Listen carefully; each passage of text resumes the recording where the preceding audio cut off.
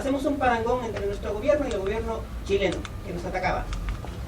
Teníamos 30 gobernantes, aparte de algunos itinerarios, unos accidentales por ahí. 13 regímenes violentos. 7 presidentes solamente habían tomado por la vía legal. Mientras que al otro lado vemos que en forma ordenada 6 presidentes chilenos se habían sucedido de forma pacífica.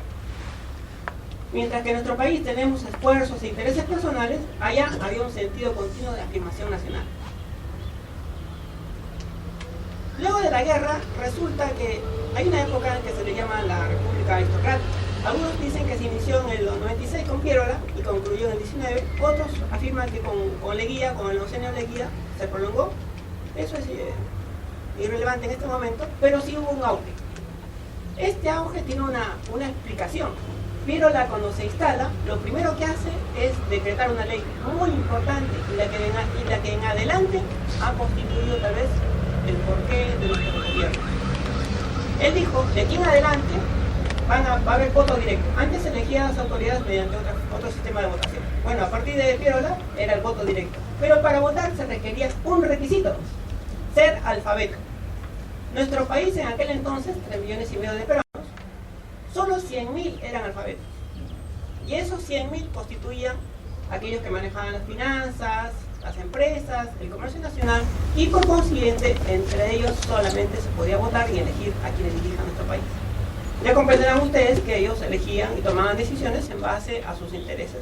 Y de ahí que se le conoce comúnmente como las familias oligárquicas de nuestro país. Pero cabe resaltar 2 aspectos importantes.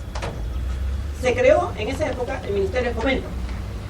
Ese ministerio tenía como particularidad, quienes trabajaban ahí eran ingenieros, sociólogos, economistas, médicos y geógrafos. Es decir, la visión del gobierno cambió.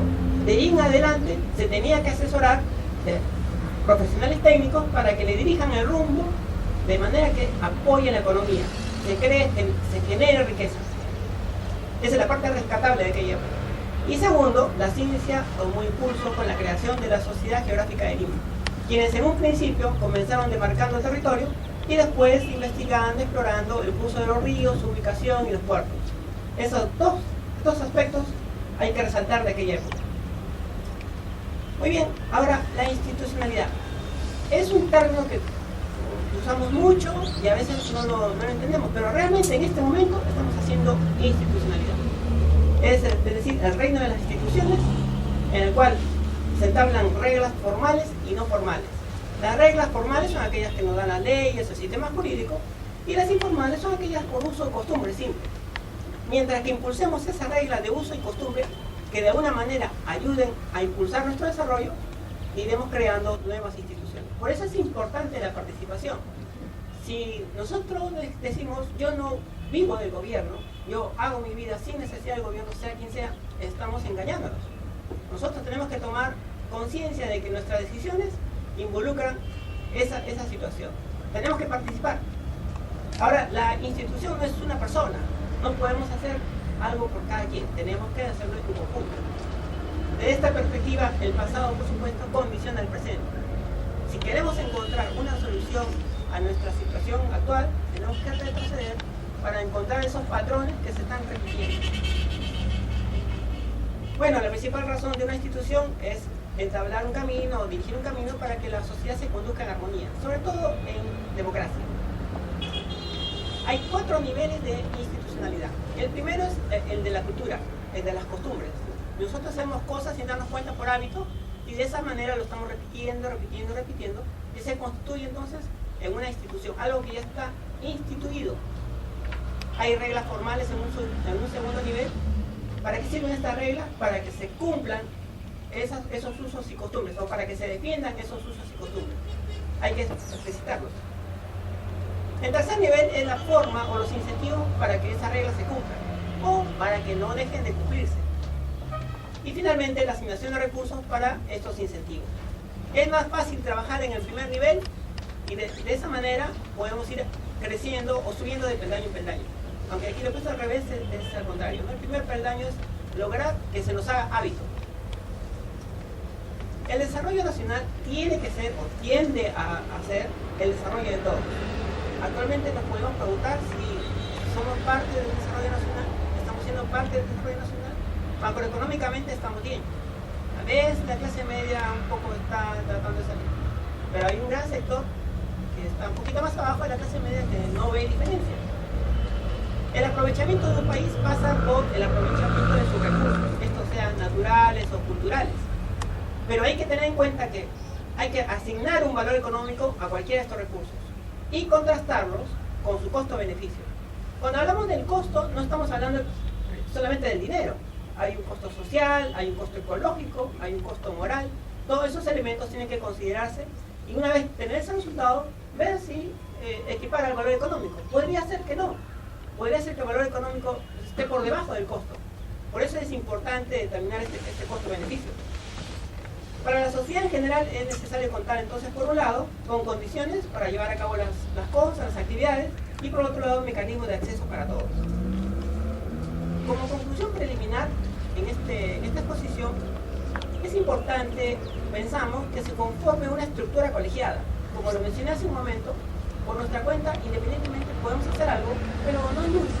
Para ello necesitamos una entidad colegiada que se dedique a analizar, delimitar y sensibilizar sobre cuáles son las actividades y habilidades que ofrecen mayores recompensas y cuáles actividades están restringidas en un determinado territorio, por supuesto con la consulta popular, para determinar la vocación del pueblo. Esto favorecería no solamente incentivos para que las personas desarrollen cierto tipo de habilidades y emprendan cierto tipo de actividades, sino que también consideren su conveniencia dentro de un marco de respeto y valor sociocultural. La propuesta es que se forme la Sociedad Peruana de Ingeniería Geográfica. Puede ser cualquier otra carrera. Sin embargo, en este momento pensamos de que por la formación de los ingenieros geógrafos, ya que ven todo sistémico, podrían ser los indicados para comenzar con este tipo de actividades. Por supuesto, uniéndose luego cualquier actividad o profesión afín. La intención es agrupar a profesionales de la especialidad, así como disciplinas afines, que mantengan un interés común, el desarrollo socio-territorial del país. Deben promover el análisis técnico y social de la génesis de los territorios, así como las iniciativas para su intervención, y coadyuvar a generar competencias en el gobierno y en la sociedad civil. Pero ¿qué es lo que se va a observar? Primero, la competitividad territorial. Esto es un monitoreo de los factores que influyen en el dinamismo de los intercambios sociales, al mismo tiempo que respetan la diversidad cultural y los equilibrios ecológicos. Hay que ver la infraestructura. No toda la infraestructura es conveniente. Hay infraestructura necesaria y hay alguna que de repente no lo están. Y por supuesto nuestros recursos naturales, renovables y no renovables. Su gestión y aprovechamiento sustentable. Ahora, ¿qué medios nos van a permitir encarar este emprendimiento, esta misión? Grupos de trabajo que analicen, investiguen, discutan y difundan al Estado y a la sociedad civil sus resultados y propuestas. He creído conveniente mostrarles esta aproximación. Está en vías de trabajo y por supuesto está abierta a las consultas o sugerencias, afinaciones que ustedes crean convenientes. Y en nuestro próximo evento de ESI esperemos tener resultados un poco más concretos. Muchas gracias.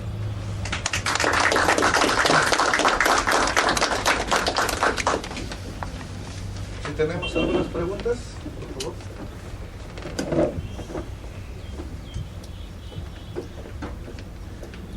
Gracias. Me parece que esta es una gran oportunidad para que puedan plantear sus ideas y plantear las preguntas precisas. Es muy sugerente lo que nos ha planteado la doctora Joan. Mire, tengo varias preguntas, pero voy a decir solamente dos. Es con respecto a la identidad que supuestamente deberíamos desarrollar cada uno de nosotros como peruanos, como de repente, yo discrepo con el término de latinoamericano, pero como tales. Quizá es un problema el hecho de que nos planteemos y con dificultad lo desarrollamos la idea de llevar a cabo una identidad nacional. Ha sido un problema en nuestra historia, pero debería de plantearse más bien, quizá, ¿no le parece a usted? Como ya se ha visto en otras áreas, en otras disciplinas,